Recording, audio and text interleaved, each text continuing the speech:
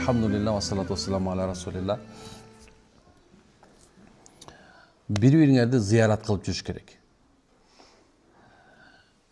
Эң фазилеттүү болуп эсептелет шариятыбызда бир мусулманды зиярат кылуу. Мейли ал кандай көйгөйдө болсун, ооруп аткан болсо ага зиярат кылуу. Мисалы алса, кимде ким ооруп аткан адамга эртең менен барса, түшкө чейин 70.000 периште ошол зиярат кылып барган адамдын күнөөсүн кечир деп Алладан тилеп турат. Кимде ким түштөн кийин барса, кечке чейин 70.000 периште Алла баландай адамдын күнөөсүн кечир деп турат. Эми кимде ким кечинде зиярат кылып барса, таң атканга чейин ай Алла ошо зиярат кылган адамдын күнөөсүн кечир деп Алладан тилеп турат. Эми кимде ким алыста көптөн бери көрбөй калган досун зиярат кылуу үчүн бара турган болсо, Алла Таала анын жана бир периштени шерик кылып коет. Жана экөөнүн ортосунда мухабатты, эки достун ортосунда болгон бири-бирine мамилени Алла Таала баягы периштеге жаздырып, мөөр кылып бейиштин эшине илип коет экен. Эки дос биринин ыраазылыгы үчүн зиярат кылып барса, досчулугу бир гана Алланын ыраазылыгы үчүн болуш керек. Башка нерсе эмес. Абу Хурайрадан келет бир хадис бар. Пайгамбар саллаллаху алейхи вассалам ушинтип күлүп, мынтип отуруп, анан кийин ушундай сахабалар менен отуруп, бир жакшы бир маек куруп отуруп, анан Пайгамбар саллаллаху алейхи вассалам бир адам дейт, Алланын ыраазылыгы үчүн үйүнөн чыкты дейт. Алыста көптөн бери көрө элек бир тууганын зиярат кылган. Анан Алла Таала анын алдынан бир периштени тозуп чыгарып, "Эй баландай, сен кайда баратасың?" деп айтат экен. "Мен баландай деген алыста бир көптөн бери көрө элек бир досум, тууганым бир бар эле, мен ошого баратам" дейт. Анда ал периште сурайт экен, "Сен анда бир эмең барбы?" дейт. "Сен карызың барбы?" "Эмне ала албай жүрөсүңбү?" "Жок, эч карызым жок" дейт. "Же анда сен мындай бир тууганчылык байлайбы?" дейт. "Жок, тууганчылык деле байлабайт" дейт. "Сен ага баратышта максатың эмне?" десе, айтат экен, "Бир гана Алланын ыраазылыгын күтүү, бир гана Аллахтын ыраазылыгы үчүн" дейт экен. Анан ошондо баягы периште айтат экен, "О Алла" дейт экен. "О Алла. Сен күбө болгун" дейт экен. Алла Таала периште Алланы күбө кылып атат экен. Аны айткан баягы айтат экен, "Эй" дейт, "баландай" дейт. "Чындыгында" дейт, "эч бир шек жок" дейт. "Сен ошол адамды кандай жакшы көргөнүң" дейт, "Сен Аллах ыраазы үчүн баратканыңда" дейт да, "Алла Таала да сени жакшы көрөт" деп айткан экен. Кандай нерсе. Демек, бир адамды зиярат кылып аткан болсоңор, Алланын ыраазылыгы үчүн мындай орусча айтканда ат душу баш керек экен да. Жөн эле барбаш керек да, мындай көрүп, сагынып бара турган баруу, бул чындыгында зияраттын эң жакшысы. Пайгамбар саллаллаху алейхи вассалам сахабаларына негизи көп нерсени айтканда, эми кара. Бир күнү Пайгамбар саллаллаху алейхи вассаламдын сахабасы келип пайгамбарга айтат экен, "Я Расул" дейт.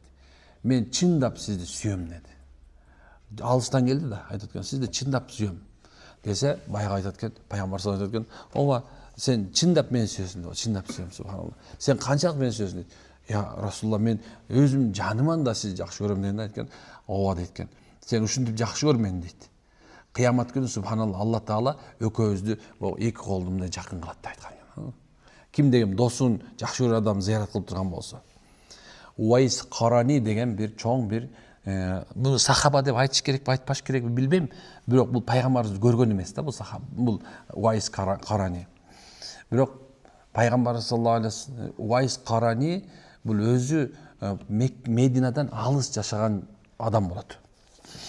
Анан бирок жүрөгүндө таухид, Алланын жалгыздыгын дайым такай ушундай изилдеп, Алланы издеп жүрөт экен. Анан качан ислам дини жайыла баштаганда, Алланын насиби менен бир сахаба келип, ага динди талкин кылганда, ал ошол замат ислам динин кабыл алат дагы. Анан пайгамбарыбыз жөнүндө айтканда, пайгамбарыбызды көрүү үчүн мүдөөсү анын жүрөгүндө болот. Ушундай көрүү, абдан көргүсү келет да. Анан бирок Алланын насиби экен, анын бир гана эмеси бар экен, апасы бар экен. Апасы ооруган себептен анын карай турган Уайс Карани жалгыз болот.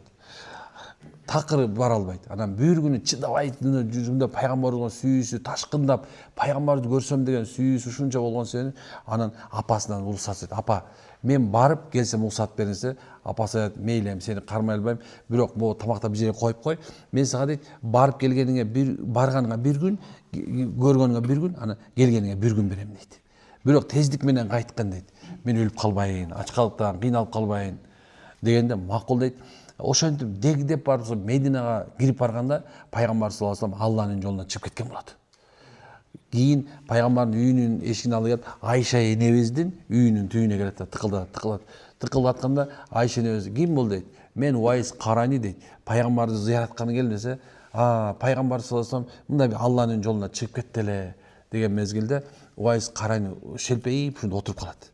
Мына ошол мезгилде ушунда жүрөгүндө болгон пайгамбарга болгон сүйүү шунча күчтүү болгондон, Алла дейт, сен көрдүң дейт. Мен келдим пайгамбарды көрүп, мен сүйүүм дагы эле ашып ташып атат. Бирок пайгамбар бул жерден өткөн болуш керек. Бул астананы эшиктин иши барго, ушул жерден өткөн болуш керек. Ошол буту койгон жерди өп туруп, анан пайгамбар, Алла, мен пайгамбарды көрүшкө насип кылбадың деп, анан ошол жерден үйүнө кайтып кетет. Алланын кудурети ушундай, үйүнө барып, бирок ошол кайтып кеткенден кийин ошол замат субханалла пайгамбар саллаллаху алейхи вассалам ошол күнү келип калат. Уайс Карани алыстап кеткен болчу. Ал келерин билген жок болчу. Анан пайгамбар саллаллаху алейхи вассалам Айша энебиз, бүгүн ушундай Уайс деген келди. Ушу сизге зыярат кылган деп пайгамбар билем дейт. Анан сахабаларына айтат экен, менден кийин дейт, мен өткөндөн кийин субханалла, ушул жактан Уайс Карани деген келет. Ким ошол Уайстын дуасын ала турган болсо, иншалла кыямат күнү ал кечирилет деп. Ошентип пайгамбар саллаллаху алейхи вассаламды экинчи жолу көрүүнө аракет кылып, бирок апасы өтүп кетет. Эми апам өткөндөн кийин эми келаткан мезгилинде эмнекен алдынан менин түйүндө турса, төөнүн арасында турса, жанына бир мындай бир селдечен, ушундай бир эме болгон адам келет. Анан сурайт, сен кимсиң десе, мен Уайсмын дейт. Сен Уайс Каранисиң десе, ооба дейт. Мага дуа бер дейт. Таң калат, субханалла. Сен кимсиң дейт. Мен Умармын дейт. Кара, Умардын халифалыгы болуп калган болот. Ошо анын Умар, сен эмне үчүн менден дуа сурап атасың? Мен жөнөкөй төө кайтарып, бир жерде жамаатыбыз Мединага кирип кеткен, мен төө кайтарып турам азыр. Жок дейт. Сен Уайс Каранисиң. Пайгамбар саллаллаху алейхи вассалам сен жөнүндө айткан болчу, ким деген Уайс Каранинин дуасын турган болсо, ал кечирилет деген. Сен мага дуа бер дейт. Ошентип Уайс Карани ыйлап турган дуа берди. Алла деп дуа бергенде Азирет Умардан дейт, мен пайгамбар саллаллаху алейхи вассаламдын айткан нерсесинин дуасын алдым деп, анан пайгамбар жөнүндө сүрөттөп бергенде, ошол замат Уайс Карани эмне менен пайгамбар саллаллаху алейхи вассаламдын үйүнө, кабырына, Айша энебиздин комнатасына, ошол жерге бир риваятта ошо Уайс Карани, я Расулалла деп атып, ошол жерде бүрдөсүнүн түбүнө жан берген дейт. Дагы бир жерде болсо пайгамбар саллаллаху алейхи вассаламдын жанына барып, дуа эме кылып туруп, пайгамбар саллаллаху алейхи вассаламдын рух ааламында пайгамбар саллаллаху алейхи вассалам сүйлөшкөн дейт да.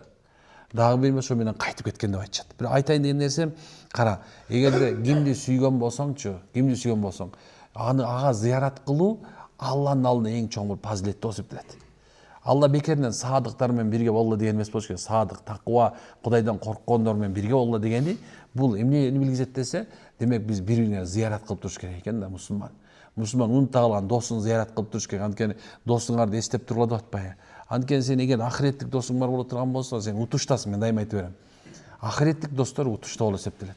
Ошо менен туугандарга зыярат кылуу, ошо менен ата-энеге зыярат кылуу, кошуна колонго зыярат кылуу, керек болсо аалымдарга зыярат кылуу дагы бул эң чоң Алланын алдында мындай бир фазилеттүү болуп эсептелет иншалла. Аракет кылабыз зыярат кылганга. Зыярат да сүннөткө ылайыктуу болсун. Баратканыңарда сөзсүз белек алып алыңыздар. Чөнтөдө кичинекей бир теспе салып ал, кичине эми даражасына жараша калгыла. Мисалы, мындай даражасына дегенибиз, ар бир адамдын өзүнүн бир даражасы бар. Ата-эненин бир даражасы бар, туурабы? Негизи алымдар айтат, энеге дейт, белек бергиле дейт. Анткени эне белекти жакшы көрөт. Атага болсо итаат кыла дейт, ата итаат кылганды жакшы көрөт дейт. Караңыз, кандай сонун. Көчө күнү бир байке менен отуруп калсам, абдан сонун айтты. Мен ушундай рахат алдым ошондо, ишенесизби? Мындай динсел адам, динден вообще алыс. Просто сыйлап чакырды, анан отуруп, анан айтып атпайбы? Атаңды көр дейт. Мен атамды дейт да, көргөн жокмун дейт. Апамды элес булас билем дейт. Анткени мен ошо өзү 70ке таяп калган адам экен, эми көп көрбөй калдым дейт. эгерде ушул байлыгым ошо ата энем бар болуп туруп берилген болсо, ушул даражам берилген болсо, мен апама дейт күнүгө бирден көйнөк кийгизмекмин дейт. Атама дейт күнүгө бирден машина мингизмекмин дейт, карасаң. Ушул нерсени мындай бир дегдейм дейт, ушуну каалайм дейт, таң көр дейт. Бирок менде андай нерсе жок дейт. Карасаң, эми балдарыма да ушуну айтам. Эгерде болгондо деп айтсам дейт, балдарым азыр менин өзүнүн энесине, мага ушундай бир жакшы мамиле кылышат дейт. Анткени карасаң, сенин анын жүрөгүндөгү арзууну Алла Таала балдар аркылуу көрсөтүп койду. Эгер арзууң чын жүрөктөн боло турган болсочу, машалла, арзууң ошондой арзууң, өзүңдүн тилегиң ушунча чын жүрөктөн болгон болсочу, Алла Таала субханалла балдарыңа анда көрсөтүп коет экен. Ошонучу мынакей сен алар кыла жок, бирок сен көр ошолордун ордуна экен да. Эмне деген сонун нерселер бар жашоодо. Эми кантип биз динибизди жаман дейбиз? Кантип биз динибизде динде жашоого, динде ушундай сөздөр, ушундай болгон амалдар, ушунча нерсе бар китеп жазылган болсо, кантип биз динде жашоо артта калуу деп айтабыз? Кантип динде жашоону биз субханалла мындай бир кандай десем, кээ бир убактарда кээ бир мындай акылы тайкыбы деп коем, кээ бирде же болбосо ушундай бир түшүнүгү до конца жетпеген адамдарбы, динден алыстагандарын көрүп алып, хиджабтарды чечип аткандарын көрүп алып, мындай бир кейип каласың, субханалла. Балким не до конца түшүнүп алдыбы деп ойлойсуң да, баягы өзү мындай диндин акыйкатынчы. Дин бул сенин жүрөгүңдөгү бактылык, унутпа. Дин канчалык жашооңо кире баштаган сайынчы ошончолук бактылыктын жытын даамын сезе баштайт адамчы. Анан качан жытын даамын сезип алгандан кийин андан кетиш оор болот. Ленин деле туура айткан негизи, между гана прочимчи. Дин бул апийим деген да. Бул башкача апийим, субханалла. Андан мас болбойсуң, кайф болбойсуң, субханалла. Бирокчу жүрөгүңдү тартып кетип берет да. Машалла. Адамдар сазга чөгүшөт. Биз болсочу андайга чөкпөйбүз. Сазга, кумга чөкпөйбүз биз, субханалла. Рахаттын сазына чөгөбүз биз. Мындай бактылыктын мындай бир сазына чөгөбүз биз. Башка нерсеге чөкпөйбүз. Муну унутпагыла. Амин. Субханакаллаху ва бихамдика. Анта астагфирука ва атубу илейк.